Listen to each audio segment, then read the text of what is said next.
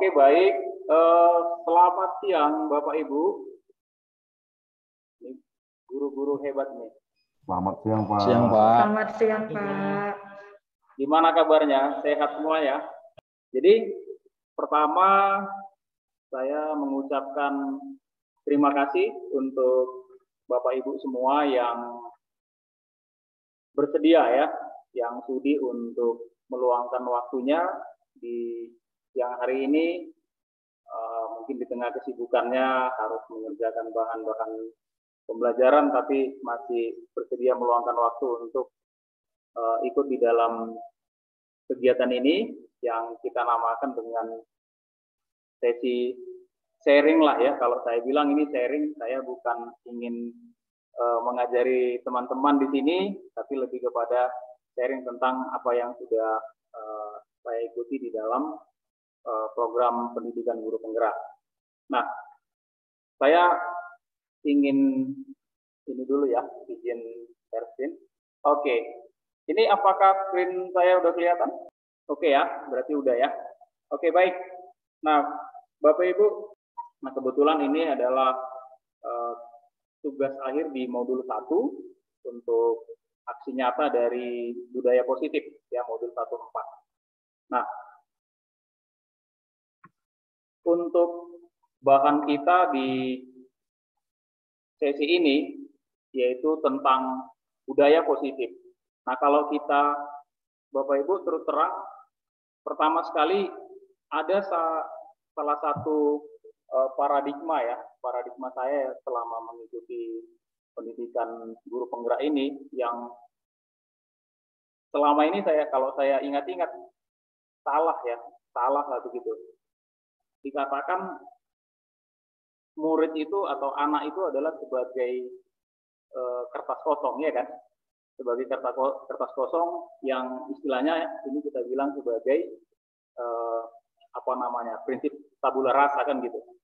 Nah, ternyata yang saya pahami selama ini sebenarnya ternyata masih salah gitu. Sebenarnya anak itu kan ketika diciptakan gitu kan, dia bukan kertas kosong gitu yang kita sebagai gurunya ataupun orang tuanya yang mengisi gitu. Tapi sebenarnya anak itu udah punya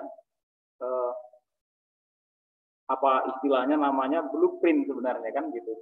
Anak itu sebenarnya udah punya blueprint di dalam dirinya. Nah, tinggal bagaimana seorang guru ya, kita sebagai guru untuk bisa memunculkan atau menampilkan jadinya si blueprint itu jadi atau tidak kan gitu kan. Nah, tujuan kita seperti itu. Jadi bukan kertas kosong lagi gitu, tapi kita ingin memunculkan potensinya yang masih samar-samar tadi menjadi sebuah kenyataan gitu. Nah, terus selain itu kalau kita melirik ini kebetulan kita kalau yang kita tahu ya, Bapak pendidikan kita itu kan Ki Hajar Dewantara kan gitu ya. Nah, menurut prinsip pendidikan dari Ki Hajar Dewantara itu, murid itu kita ibaratkan seperti tanaman gitu. Ibaratkan seperti tanaman, ya kita anggap ya kita sebagai petani kan gitu. Nah, kenapa dibilang seperti itu? Nah, ilustrasinya kan seperti ini. Jadi murid itu mulai dia dari kecil gitu kan, itu punya, jadi kalau kita nanam istilahnya, kalau kita nanam mangga gitu, kita nanam mangga berarti harapannya dia berbuah mangga kan gitu. Nggak mungkin mangga tapi buahnya durian kan gitu kan. Jadi kita sebagai guru di sini tugas kita adalah untuk memberikan lingkungan yang cocok supaya si mangga tadi atau si murid tadi bisa tumbuh dan akhirnya dia bisa mengeluarkan potensinya. Dan di dalam proses itu kan kita merawat, memberikan lingkungan yang kondusif, menciptakan suasana yang dimana dia senang kan gitu kan dalam hal belajar. Jadi dengan seperti itu pasti nanti akan muncul dengan sendirinya potensi yang sebenarnya dia tadi sudah miliki, yang kita bilang tadi sebagai kertas yang samar-samar. Dan harapannya siswa kita itu atau murid kita itu bisa tumbuh dan sesuai dengan potensi maksimal dia ya kan gitu. Dan tentunya sebagai orang yang nantinya bisa menjadi orang yang bertanggung jawab, terutama untuk dirinya sendiri.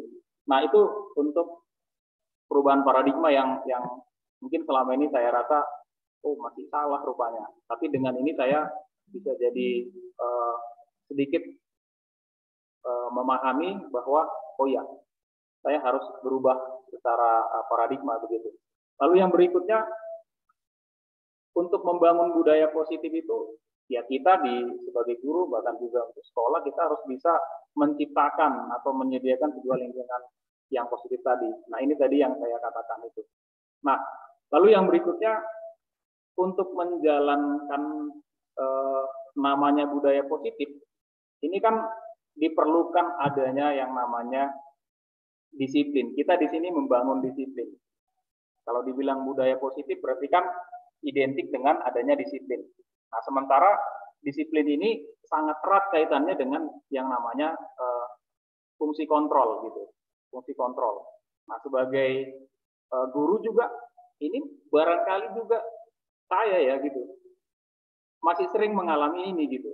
Jadi menurut William Glasser ini dalam kontrol teori ternyata ada beberapa miskonsepsi yang selama ini ternyata ini masih sering kita alami gitu. Ya saya sendiri ngalami kan gitu kan. Yang pertama itu ilusi bahwa guru itu mengontrol murid. Jadi kita ibaratnya gimana? Apa yang kita bilang ya harus dipenuhi atau dilaksanakan siswa kan gitu kan. Padahal kan nggak seperti itu gitu. Nah siswa mau melakukan itu kan atas dasar dia mau kan gitu, rela walaupun sebenarnya dia nggak suka kan gitu kan, tapi dia mau menjalankannya gitu. Lalu yang kedua, ilusi bahwa semua penguatan positif itu efektif dan bermanfaat. Nah ini sangat sering gitu, sangat sering saya lakukan bahwa ketika mengajar atau bahkan pun di luar jam mengajar gitu, apa-apa kita refleks saja ngasih terus gitu kan, ngasih terus. Seperti ini loh dia, seperti ini loh dia. Dia belum mencoba siswanya kan gitu kan. Dia belum mencoba tapi kita otomatis kita ngasih. Padahal itu kan nggak bagus kan gitu. Kenapa dibilang nggak bagus? Ternyata kalau saya ini ya, kalau saya perhatikan ternyata dengan seperti itu siswanya jadi kayak ini apa namanya ketergantungan gitu kan. Ketergantungan sama kita gitu kan. Harusnya dia bisa lebih mandiri. Dia kita kasih konsep dia tinggal mengembangkannya gitu, cari dari berbagai sumber. Tapi kan kalau kita lakukan seperti ini selalu apa-apa kita kuatkan. Nah ternyata itu kan di satu sisi memang itu kan tugas kita, tapi di sisi lain kalau itu terus-terusan kita lakukan nanti siswanya jadi ketergantungan sama kita gitu, jadi dia nggak bisa mandiri. Nah manfaatnya ya memang ada, tapi untuk jangka panjang itu nanti pasti kurang begitu maksimal manfaatnya. Nah, lalu yang berikut ada ilusi bahwa kritik dan membuat orang merasa bersalah itu dapat menguatkan karakter. Ini terus terang, ini sering ya sebagai wali kelas lagi gitu kan. Sebagai wali kelas gini. Jadi kita bilang kamu nggak kasihan sama orang tuamu kan? Kan kita bilang gitu kan? Nggak kasihan sama orang tua gitu. Jadi bahkan mau kita kritik lagi dia. Apa sih masa gini aja nggak bisa gitu kan? Nah, mengerjakan seperti ini aja nggak bisa. Itu kan bikin siswa itu jadi merasa dirinya itu bersalah terus kan gitu kan. Jadi ibarat itu pesakitan gitu. Padahal itu nggak bagus rupanya untuk membangun disiplin dia kan gitu kan. Nah lalu yang berikutnya yang keempat adalah ilusi bahwa orang dewasa itu memiliki hak untuk memaksa. Terus terang ini sering ya, apalagi kita ibarat kita memanfaatkan posisi kita sebagai guru. Saya sendiri mungkin ya gitu kan. Ada kecenderungan ya kita paksa mau nggak mau dia harus melakukan apa yang kita minta kan gitu kan. Padahal itu sebenarnya tidak terlalu berdampak baik untuk jangka panjang. Nah, padahal sebenarnya kan yang namanya membangun budaya positif itu harus lingkungannya juga harus positif. Nah, seperti itu tadi. Nah, lalu yang berikutnya Ada beberapa pertanyaan yang penting di dalam menjalankan atau membentuk sebuah disiplin atau budaya yang positif. Yang pertama itu, gimana sih caranya membuat murid disiplin kan gitu kan? Apakah ada satu cara yang jadi patokan gitu? Misalkan peraturannya harus keras gitu. Ya seperti kita mungkin pakai 100 poin kan gitu kan. Apakah dengan 100 poin itu secara ini ya, kalau kita mungkin ingat-ingat, apakah dengan 100 poin itu siswa itu dengan rela hati bisa tercipta budaya positifnya? Mungkin bisa saja karena ketakutan kan gitu kan. Karena ketakutan dia dengan poinnya. Sebenarnya itu juga perlu juga kita telusuri juga kan gitu. Lalu yang berikutnya, siapa yang bisa mendisiplinkan murid? Apakah guru kan gitu? Apakah kepala sekolah? Atau orang tuanya gitu? Kalau orang tuanya keras, yang saya tahu orang tuanya sekeras apapun belum tentu siswanya disiplin kan gitu kan.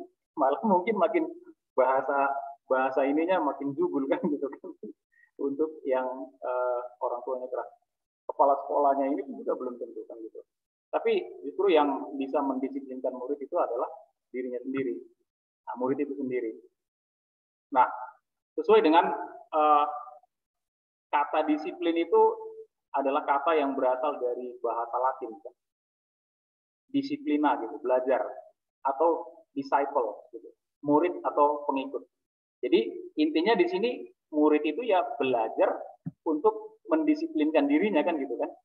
Bukan kita yang maksa dia supaya disiplin. Nah, ketika nggak kita paksa, mungkin nanti dia bisa jadi berubah lagi kan gitu. Tapi ketika dia memang benar-benar mengikuti gitu, murid yang mengikuti cara belajar supaya dia bisa disiplin, itu pasti nanti bisa jadi membentuk sebuah lingkungan yang memang yang berdisiplin lah gitu. Nah, lalu yang berikutnya, nah ini lagi ada istilahnya untuk motivasi di dalam perilaku manusia. Jadi ini menurut buku yang dikarang oleh Dian Gosen, ini Restructuring School Discipline gitu ya.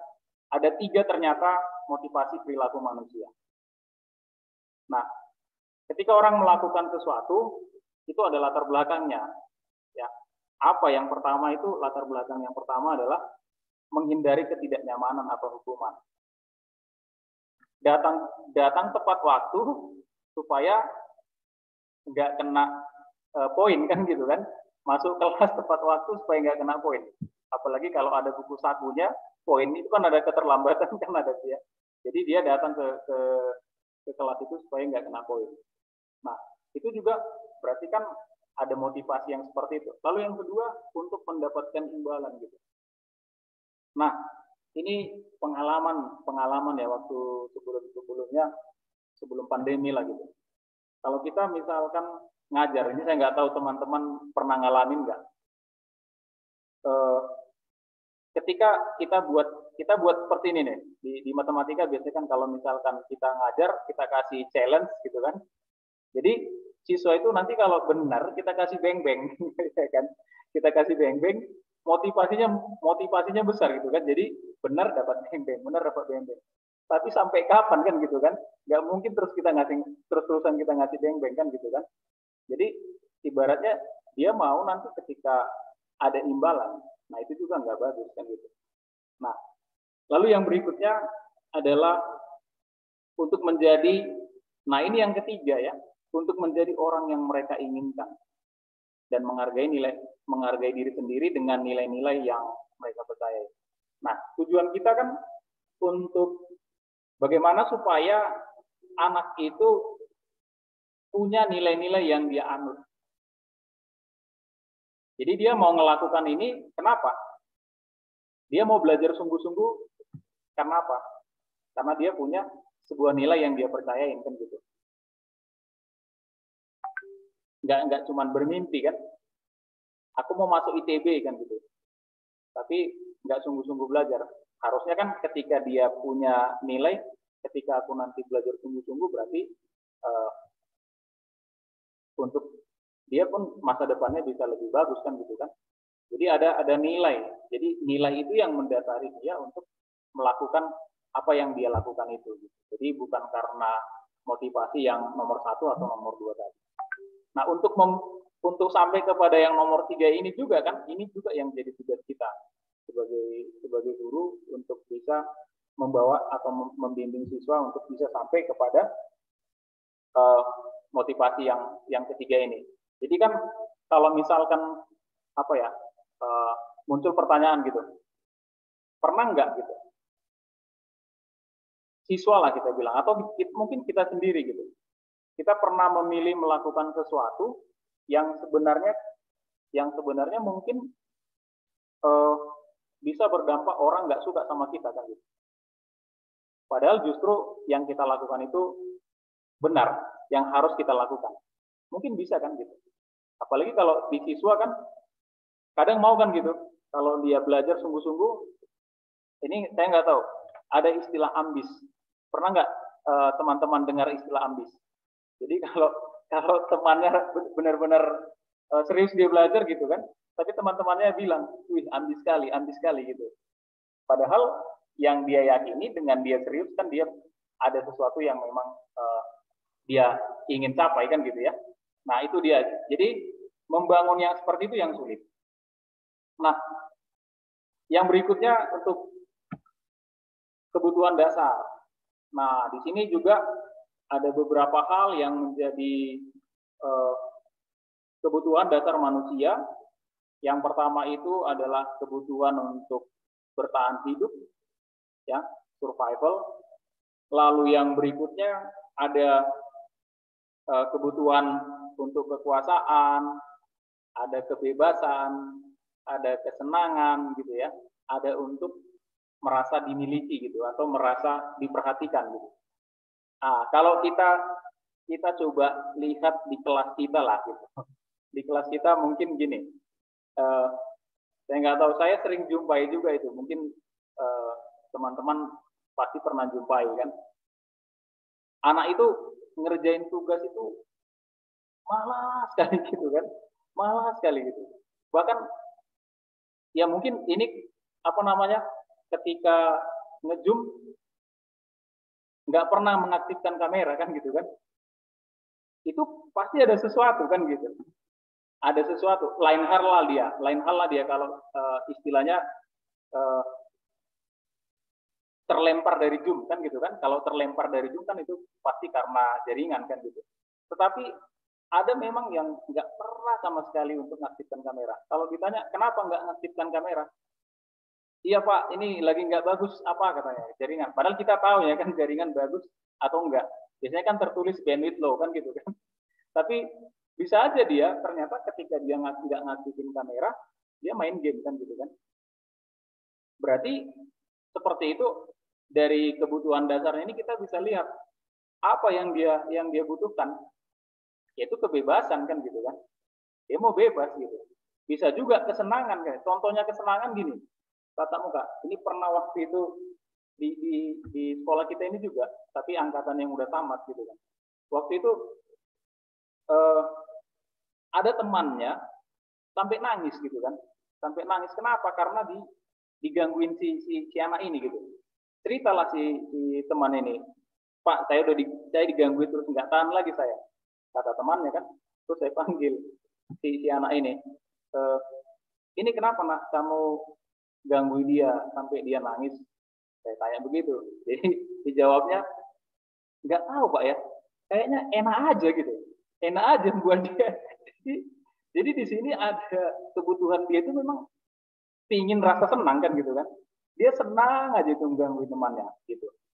Ya bisa aja kan, lagi ada yang suka iseng, misalkan ini dibukanya pulpennya temannya kan, digantinya anak pulpennya ini ya kan, dipindahkannya. Itu juga kan gitu. Itu kesenangan juga itu. Akhirnya temannya bilang, mana pulpenku kok udah habis tintanya kan gitu. Nah, itu salah satu apa juga. Lalu ada juga yang paling ini juga kan, yang paling mungkin bisa dibilang ini kasihan juga kita kan, ketika orang tuanya yang sedang bermasalah, anaknya sama sekali nggak punya motivasi kan belajar. malas belajar. Ketika kita komunikasi pun mungkin nggak direspon gitu. Setelah diusut, ternyata dia memang karena orang tuanya lagi nggak akur, akhirnya berdampak ke dia. Jadi itu salah satu untuk rasa ingin kasih sayang kan gitu kan, belonging tadi. Nah, barangkali kan ada juga. Nah, mungkin kita juga bisa lihat pasti kelima-limanya nih kalau kita perhatikan di kelas kita gitu, pasti ada nih salah satu barangkali mungkin kelima-limanya bisa kita temukan gitu, untuk kebutuhan dasar itu. Jadi itu mempengaruhi juga untuk pembangunan atau pembentukan budaya yang positif. Nah, lalu yang berikutnya lagi ini ada juga teman kan, ada juga anak yang kalau ditanya dia kok menyendiri aja, rupanya dia ada yang nggak diterima temannya kan gitu kan. Bisa aja kan. Ada juga yang gini. Kita belum nanya, anak udah angkat tangan terus gitu kan. Udah angkat tangan. Istilahnya apa? Saper gitu kan. Berarti dia butuh diperhatikan. Bisa juga dibilang butuh diakui kan gitu. Nah, seperti itu. Ini pasti mungkin seperti itu. Ada juga yang seperti itu. Jadi peran kita di sini adalah untuk memasukkan nilai-nilai kebajikan di dalam interaksi kita di kelas. Nah, itu dia untuk kebutuhan dasar manusia. Lalu yang berikutnya untuk posisi kontrol. Nah, di dalam menjalankan disiplin ya atau budaya positif, ini adalah beberapa posisi yang kita mungkin pernah menjalankan ya.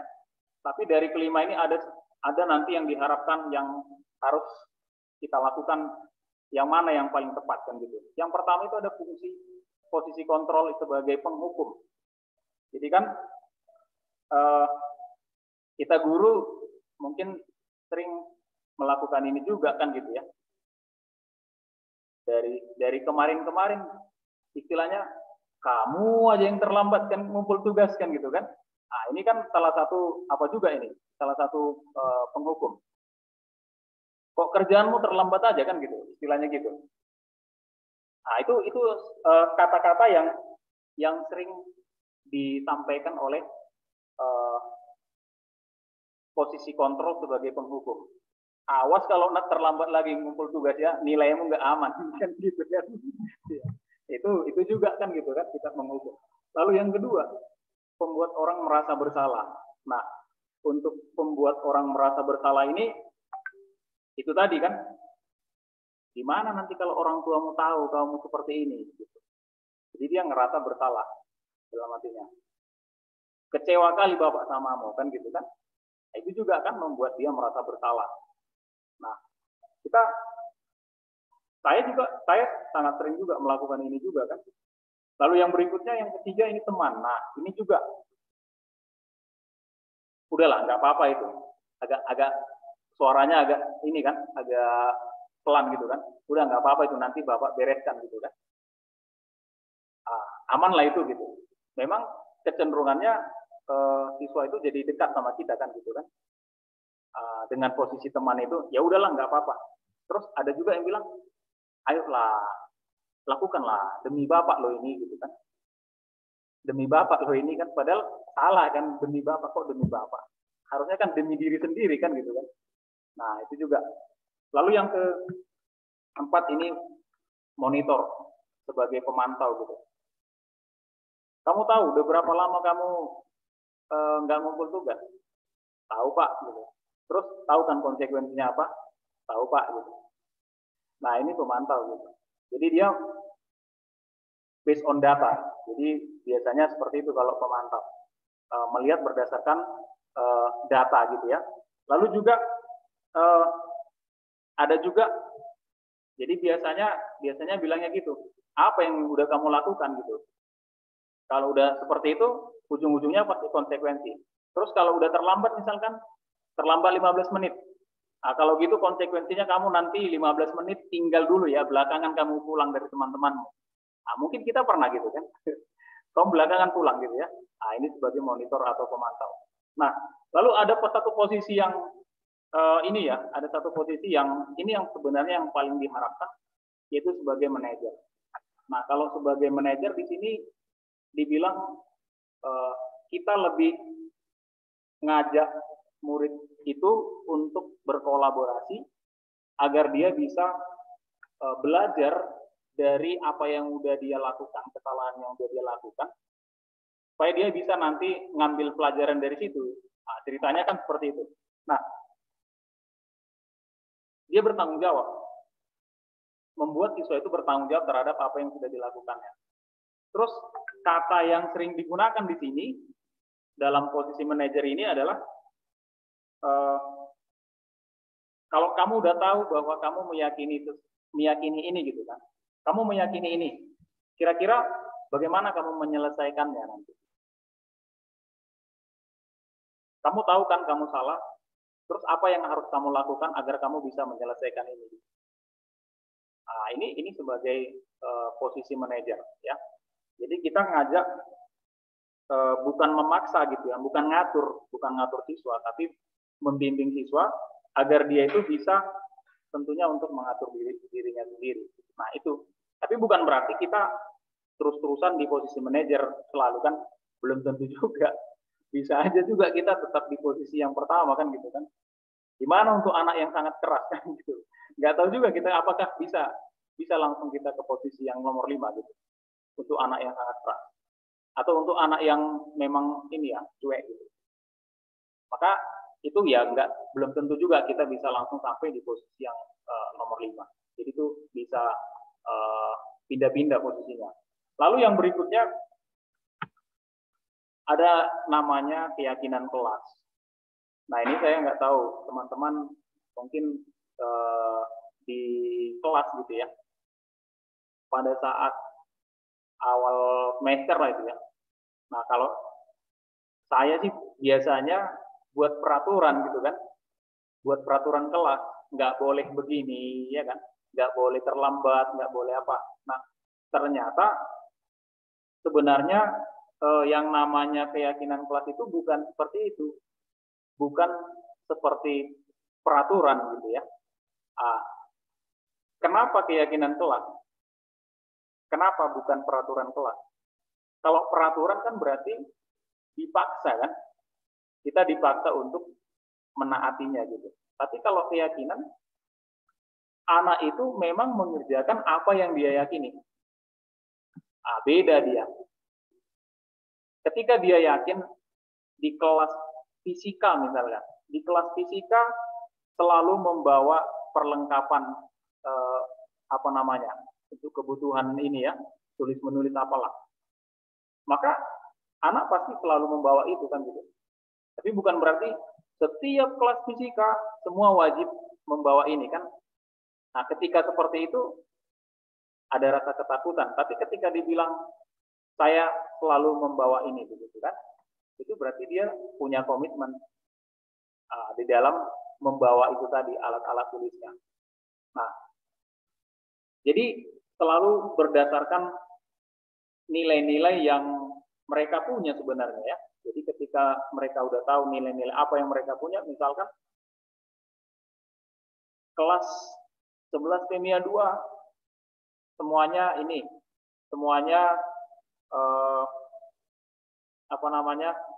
tepat waktu. Nah, itu kan sebuah keyakinan kan gitu kan. Nah, itulah mereka lah yang menjalankan itu, bukan harus datang tepat waktu atau wajib datang tepat waktu. Kalau tidak, nah itu kan sudah peraturan namanya. Lalu yang berikutnya, keyakinan kelas itu sangat penting untuk bisa membentuk sebuah budaya positif. Jadi ketika mereka jalan berdasarkan apa yang mereka yakini, mereka komit untuk mengerjakannya dan bukan terpaksa. Nah, ketika itu sudah seperti itu, maka pasti proses budaya positif itu bisa terlaksana. Nah, ini saya contohkan keyakinan kelas yang kemarin kami buat di awal tahun 2022. Yang pertama itu terlibat aktif saat KBM, berdiskusi dengan teman dan guru, dan yang kedua peduli demi kepentingan bersama, lalu bertanggung jawab, lalu responsif. Lalu disiplin. Nah, ini mungkin jadi apa juga ya? Jadi tantangan juga ini kan, mereka yang buat ini. Nah, ketika teman-teman melihat ini, apalagi yang masuk di kelas 11 kimia 2 kan gitu kan, ini bisa jadi apa juga kan ke mereka, pengingat kan, mereka udah punya ini, tapi ketika mereka nggak melakukan sesuai dengan yang ini, berarti mereka belum melakukan sesuai dengan apa yang mereka yakini. Nah, bagi saya juga oh ya, ini selalu diingatkan jadinya kan gitu dengan ada yang keyakinan ini. Jadi mereka nggak sampai terpaksa melakukannya. Nah, itu untuk keyakinan kelas. Nah, lalu yang berikutnya adalah tentang segitiga restitusi. Nah, barangkali untuk rekan-rekan di sini ada yang udah pernah dengar istilah restitusi tidak? Pak Ahong udah pernah dengar istilah restitusi, Pak? Belum, Pak. Belum ya? Iya. Jadi istilah restitusi. Jadi sebenarnya restitusi itu kan sebuah proses sebenarnya ya. Proses dalam menangani anak-anak yang bermasalah, yang punya pelanggaran misalkan. Jadi ketika kita melakukan kesalahan, tindakan mana yang akan kita lakukan? Lalu apakah langsung kita tunjukkan kesalahan siswa kita itu? Gitu. Lalu yang kedua, apakah kita bilang harusnya tahu apa yang harus dia lakukan? Gitu. Atau langsung mengingatkan murid, siapa tahu dia punya kesalahan yang sebelumnya kan? Jadi ini kesalahan yang sama, kita ingatkan langsung. Begitu. Apakah seperti itu? Apakah yang lain ini, misalkan kamu melakukan hal yang tidak seharusnya kamu lakukan. Jadi kita langsung bilang seperti itu ya. Nah, apakah seperti itu? Ternyata atau bahkan yang mengkritik juga langsung kan? Ternyata bukan seperti itu apa yang dibilang dalam restitusi. Nah, restitusi ini adalah menanamkan disiplin positif pada murid. Nah, untuk menanamkan disiplin positif ini, nah di sini adalah proses untuk menciptakan kondisi bagi murid untuk memperbaiki kesalahan mereka, sehingga nantinya mereka bisa kembali ke kelompoknya itu dengan karakter yang lebih kuat. Maksudnya nggak punya sisa-sisa rasa bersalah kan gitu kan. Walaupun sebelumnya dia kan orang yang bersalah, tapi ketika udah selesai, udah tuntas, jadi nggak ngingat-ngingat itu lagi. Gitu. Jadi dia nggak merasa aku selalu aja aku yang salah kan begitu kan? Nggak seperti itu dia. Nah ini menurut dosen. Lalu yang berikutnya, ini juga merupakan sebuah proses yang kolaboratif. Jadi kita sebagai guru mengajarkan murid untuk cari solusi masalahnya, kan gitu kan? Terus mikir kira-kira apa yang harus dia lakukan, apa yang bisa dilakukan. Ciri-cirinya, apa yang bisa membedakannya dari program disiplin lain?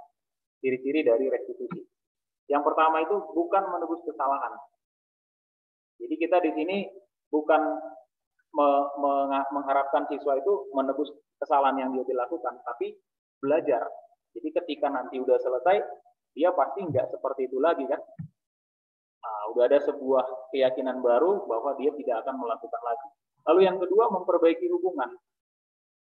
Jadi ketika itu udah selesai, misalkan dengan teman atau dengan guru, jadi tidak ada merasa tekanan lagi kan, atau tanggung lagi untuk ketemu sama temannya, atau ketemu sama guru yang tadi dia punya masalah kan. Jadi itu ada memperbaiki hubungan. Lalu tawaran, bukan paksaan. Kita nggak maksa anak itu untuk menyelesaikan masalahnya. Tapi kita kasih tawaran, dia ambil berarti dia kan tenang. Nah, keinginan hatinya sendiri kan untuk menyelesaikan. Lalu untuk menuntun dan melihat ke dalam diri. Jadi dia bisa mengevaluasi dirinya kan.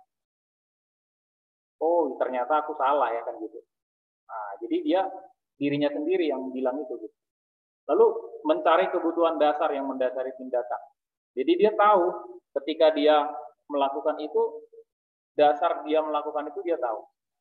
Maka karena kan segala sesuatu yang dilakukan harus ada alasannya kan gitu.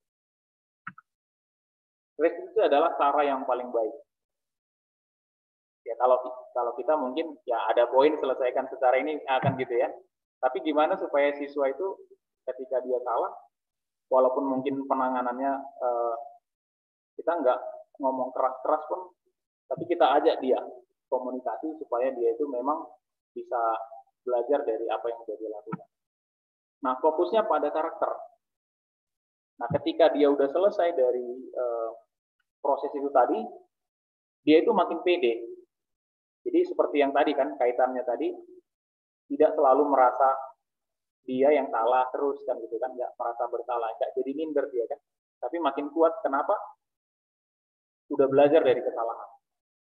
Ya. Lalu yang berikutnya menguatkan, ini tadi sudah. Lalu fokus pada solusi. Jadi bukan di masalahnya itu, tapi solusinya. Kita coba ajak dia, bimbing dia untuk bisa sampai pada solusinya. Dan ini yang nomor 10, mengembalikan murid yang berbuat salah pada kelompoknya. Jadi ketika dia kembali ke kelompoknya, dia udah merasa seperti orang yang kita bilang ibaratnya begini, kesalahannya udah dilupakan lah, kira-kira gitu kan. Jadi dia udah perasaannya udah lega gitu. Jadi nggak ada merasa ada yang harus disembunyikan seperti itu. Nah, itulah dia Bapak Ibu untuk restitusi ya. Dan ini ada segitiga restitusi yang dalam pelaksanaannya tadi. Inilah prosesnya. Yang pertama itu, jadi sebenarnya ini kan tidak disebutkan ya, apa yang mana yang lebih dulu kita lakukan dari segitiga ini. Komponennya itu adalah menstabilkan identitas. Lalu yang kedua adalah validasi tindakan yang salah. Lalu menanyakan keyakinan. Dari ketiga sisi ini, mana yang duluan kita lakukan? Apakah kita langsung memvalidasi dia salah atau tidak? Misalkan kita panggil anak, kita lihat ekspresinya. Ekspresinya dia sedang nggak siap, kan gitu kan? Nah, sedang nggak siap, berarti kan kita harus coba ajak dia untuk tenang dulu, kan gitu kan? Lebih tenang dulu, berarti kan kita stabilkan dulu identitasnya. Kalau misalkan dia udah ketakutan duluan karena salah, jadi kita bilang, ya semua orang pasti melakukan kesalahan. Bukan kita tolerir kan gitu kan sebenarnya, tapi kita bilang itu supaya dia itu nyaman untuk menyelesaikan masalah dia gitu. Nah, itu namanya menstabilkan identitas.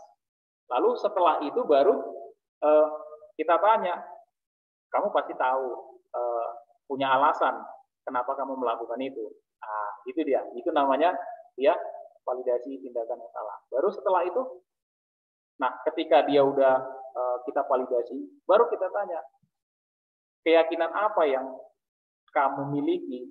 Nah, kan gitu kan? Di balik itu tadi. Gitu.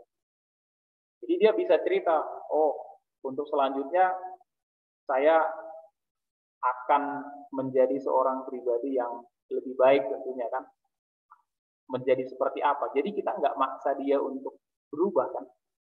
Tapi dia sendiri yang akan berubah menurut kemauan dia. Jadi, tapi sekali lagi Bapak Ibu, untuk segitiga restitusi ini di dalam menangani siswa yang salah gitu ya, siswa yang punya kesalahan, ini nggak harus juga ya, nggak harus selalu dari menstabilkan identitas. Kalau udah langsung siap dia ke validasi, ya validasi pun bisa. Jadi nggak ada satu pola yang harus seperti itu. Tapi memang disarankan satu menstabilkan identitas, yang kedua itu validasi tindakan yang salah, baru yang ketiga adalah menanyakan keyakinan. Nah, seperti itu dia. Nah, dan itu saya akan coba bagikan mungkin ada pengalaman dari siswa yang kemarin ini sebenarnya dipakai role playing sih sebenarnya. Jadi bukan langsung kasus yang nyata gitu, tapi role playing. Nah, dia juga udah ngalami mungkin pengalaman-pengalaman dari teman-temannya atau sebelumnya ketika diinterogasi bersama guru, seperti apa perasaannya. Ini saya nggak tahu, kemarin itu ya memang saya nggak pintar memerankan drama ya, tapi saya harus buat skenario. Nah, saya akan coba tunjukkan ke kita tentang ini ya, tentang pengalaman kemarin berbagi peran gitu. Kedengaran nggak Bapak Ibu suaranya?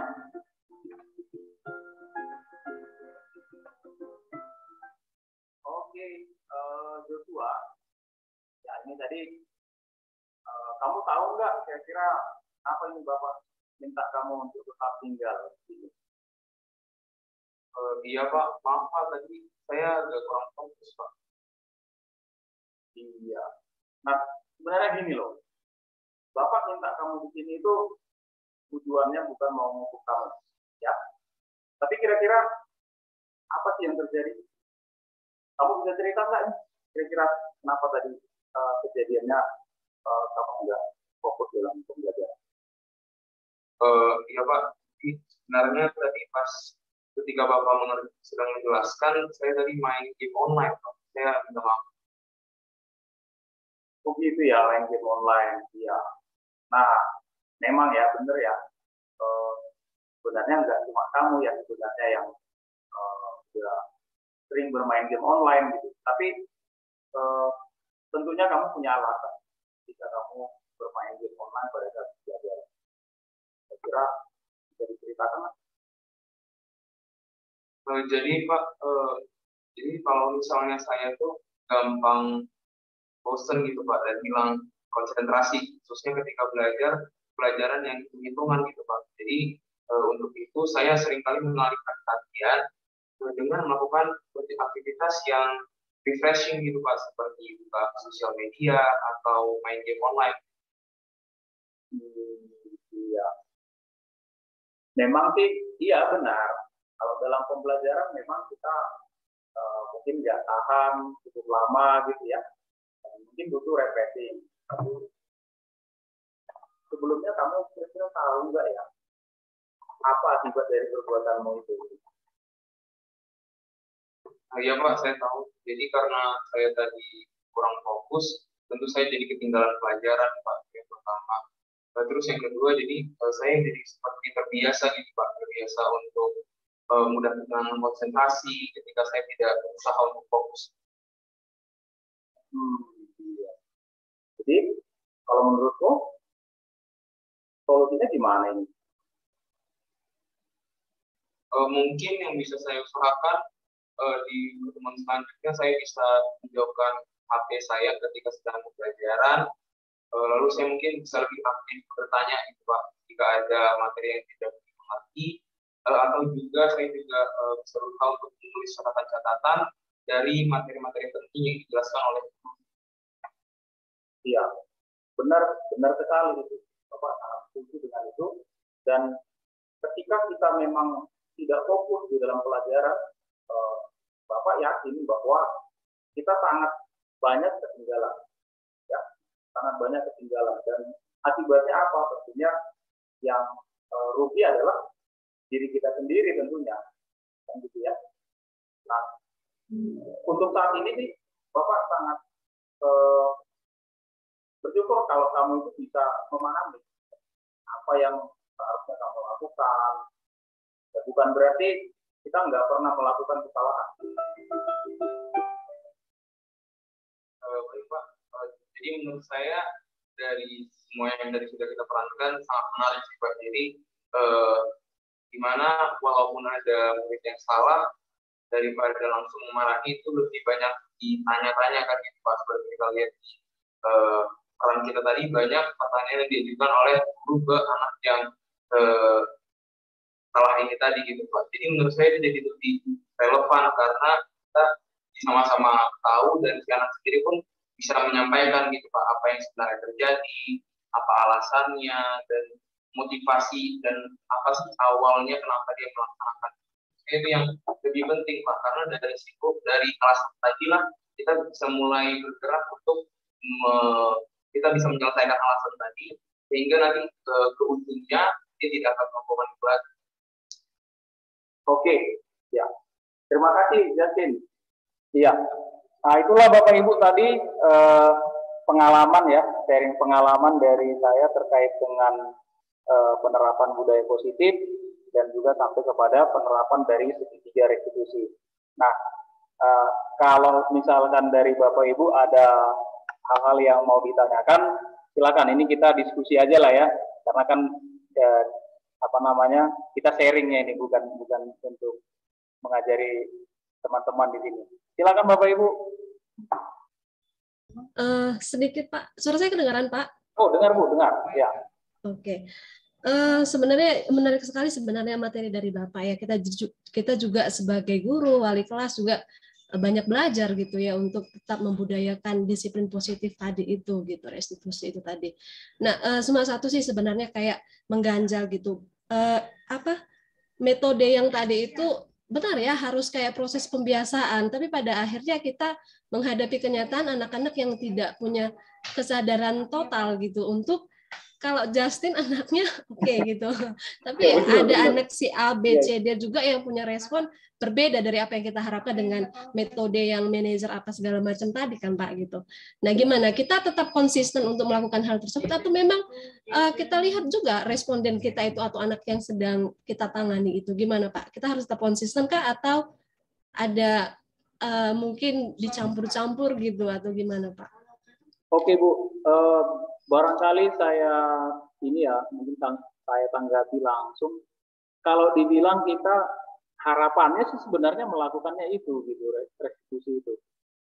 Cuman memang untuk kasus tertentu yang untuk anak yang memang keras, ya kan, malah mungkin dia kayak udahlah gitu cuek gitu kan. Ada memang waktunya anak itu memang belum siap untuk dilakukan restitusi gitu. Jadi yang pertama harus kita lakukan adalah kita pastikan dulu anaknya udah siap atau tidak. Cuman pertanyaan selanjutnya gimana kalau anaknya nggak siap-siap? Kalau anaknya nggak siap-siap, barangkali ya proses yang kita lakukan ya ini kedianya ya masih belum kan. Artinya itu kan proses untuk ya kita latih lah. Memang ujung-ujungnya memang seperti itu. Tapi yakinlah menurut saya sih kalau untuk kasus seperti itu, karena dia mungkin dari awal pembiasaan untuk melakukan budaya positif kan belum kan. Barangkali karena itu, dengar kata seperti itu aja mungkin dia nggak alergi kan. Tapi ya benar sih itu Bu, karena anak-anak kita pun ada juga mungkin yang seperti itu kan. Bisa juga sih, menurut saya sih bisa kita kombinasikan juga ya. Tapi tetap alurnya sebaiknya sih seperti itu. Jangan dia menyelesaikan itu karena terpaksa itu. Jadi seperti itu dia kecenderungannya gitu. Kalau dia merasa aku harus menyelesaikan masalahku, berarti kan untuk berikutnya dia nanti apa-apa dimanapun nanti dia tempatkan dia siap kan untuk menyelesaikan masalahnya sendiri. Nah, mungkin ke situ sih Bu. Ya, tapi memang nggak mudah ya, nggak seperti yang saya jelaskan tadi. Apalagi si Justin kan gitu. Ya, makasih Bu Hot. Oke, sama-sama Pak Jonan. Terima kasih kembali. Ada lagi dari teman-teman yang lain? Dari Pak Gibran, ada Pak? Baik, terima kasih Pak John. Ini berbicara tentang budaya positif, menyambung dari yang disampaikan Bu Mari itu supaya selaras sebenarnya anak-anak Simangkul Del itu sebenarnya sudah bisa nih diperhatikan mulai angkatan kelas 10 gitu kan gitu ya. Saya rasa ini cocoknya untuk kelas 10. Mungkin nanti bisa lah di-sharing kepada pemangku kepentingan dari Simangkul Del gitu ya. Terus yang berikut juga apalagi ini berbicara tentang budaya positif tadi ya kan. Berbicara tentang budaya positif misalnya nanti materi-materi yang Bapak Ibu dapatkan yang guru penggerak itu juga dijadikan sebagai sisi sharing ya kan untuk diaplikasikan dengan di angkatan 10 di angkatan ya 10 mungkin juga atau 11 juga nantinya atau mungkin di kelas 11 hari ini juga yang memang sama sekali belum mendapatkan belum mendapatkan prabu secara langsung seperti itu ya supaya memang seperti masalah-masalah yang main game kalau seperti itu kalau di kelas 11 kalau saya pribadi saya nggak sanggup untuk membilangkan begitu resmi bahasanya. Saya tahu nggak cuma tahu yang seperti itu gitu. Saya nggak sanggup. Artinya saya langsung tembak langsung aja. Kau ngapain? Nah, mungkin di kitanya juga mungkin karena kebiasaan-kebiasaan waktu kita dulu guru di sekolah lain atau mungkin guru kita dulu zaman dulu langsung seperti itu, tembak langsung sama kita, jadi kita juga mengadopsi kan. Nah, jadi sebenarnya memang agak payah juga mengadaptasikan apa yang orang Bapak Ibu dapatkan selama proses apa ini. Terus yang berikut juga yang masalah apa namanya kertas kosong ya. Saya mau bertanya, kertas kosong yang dimasuk di sini apa? Memang selama ini kita sering mendengar istilah anak-anak ini masih kertas kosong gitu. Kertas kosong ini dalam perspektif formal, pendidikan formal atau non formal. Kalau untuk anak SMA sebenarnya saya rasa nggak mungkin lagi kertas kosong, baik itu formal maupun non formal.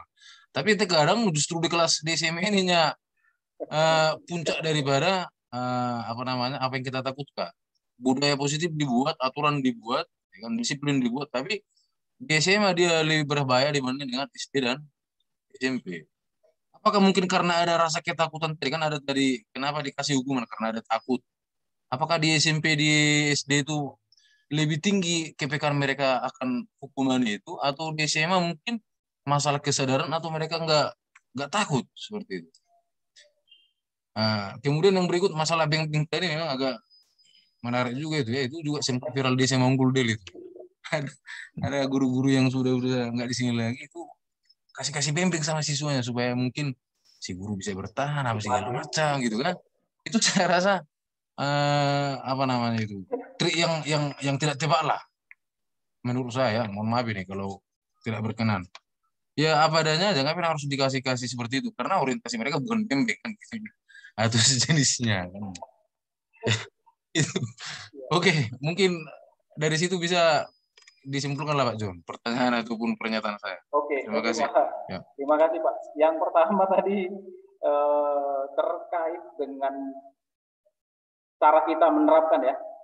Memang sih karena itu tadi skenario, kebetulan anaknya juga bukan anak yang tadi seperti kata Bu Hotma, bukan anak yang kata tanda petik pasaran gitu kan. Kalau untuk anak yang pasaran sepertinya nggak mungkin seperti itu kan caranya, kan gitu aja. Langsung aja tembak langsung. Menurut saya sih bisa gitu kan. Tapi dengan catatan ketika kita tembak langsung pun dia di dalam proses itu bahkan ketika dia nanti sudah selesai dia nggak merasa tekanan sama dia ketika kita ngajak dia untuk menyelesaikan masalahnya. Mungkin ke situ poinnya Pak Agus. Jangan sampai dia tertekan ketika menjalankan proses itu. Nah, jadi ketika itu proses itu sudah dilakukan, maka untuk berikutnya kan dia udah lebih ini ya, lebih sadar, nggak mungkin melakukan kesalahan yang sama lagi, paling tidak kan gitu kan. Jadi bisa Pak Agus sebenarnya nggak harus bahasanya formal kali. Ya kebetulan itu kan karena kita nerapkan skenario, jadi memang jadi lebih formal kan gitu. Nah, lalu yang kedua itu masalah ini ya, masalah pemangku kepentingan. Saya rasa namanya ini kan guru penggerak, program pendidikan guru penggerak ini kan materinya memang sangat bagus ya, sangat bagus. Walaupun menjalankannya ya cukup sulit menjalankannya, dan ini memang butuh kerjasama bukan hanya sebagai yang calon guru penggeraknya aja, tapi untuk semua kita semua. Ya paling tidak kalau tidak bisa secara keseluruhan kita lakukan, ya paling tidak di kelas yang kita ampu lah kan gitu. Dan mungkin yang mana yang bisa kita ajak untuk bisa sharing seperti inilah, bisa diterapkan di kelas masing-masing. Itu tadi contoh yang paling sederhana itu tadi keyakinan kelas tadi. Buat peraturan di kelas mapel kan semua mapel kan bisa kan melakukan itu, bukan hanya wali kelas kan. Datang terlambat bukan karena dilarang kan gitu kan, tapi kesadaran. Apalagi waktu daring nggak nyalain kamera kan gitu kan. Itu di awal udah dibilang. Ketika itu nggak dilaksanakan berarti kan kita ingatkan lagi sama mereka udah yakin di awal, tapi kok gini cerita aja kan gitu kan, berarti kan belum yakin, belum nilai-nilai yang mereka anut gitu. Dan yang terakhir itu tadi mengenai masalah kertas kosong, itu sebenarnya gini Pak Agus, kertas kosong itu kan istilah orang tua dari dulu, tabula rasa itu kan, anak baru lahir dibilang dia ibarat kertas kosong kan, jadi suka-suka orang tuanya untuk nulisin apa di situ kan gitu, mau dijadikan seperti apa, padahal sebenarnya enggak gitu. Kalau SMA yang udah pasti nggak kertas kosong lagi lah kalau menurut kita kan gitu kan. ketika dia baru lahir kan sebenarnya itu. Jadi sebagai orang tua lah, yang paling dekat kan kita sebagai orang tua. Ya di rumah ya kita bilang begitu kan. Kita paham bahwa anak kita itu bukan kertas kosong gitu. Tapi dia udah punya sebenarnya kan. Udah punya apa namanya? Di dalam dirinya udah ada gitu. Cuman belum nampak. Makanya tugas kita untuk membuat itu jadi nampak. Nah, seperti tadi itu. Biji mangga kalau kita tanam nggak mungkin tumbuh akhirnya berbuah jadi durian kan gitu kan. Jadi harusnya mangga juga kan gitu.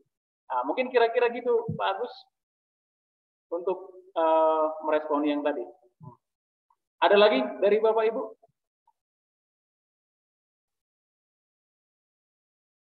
Oke.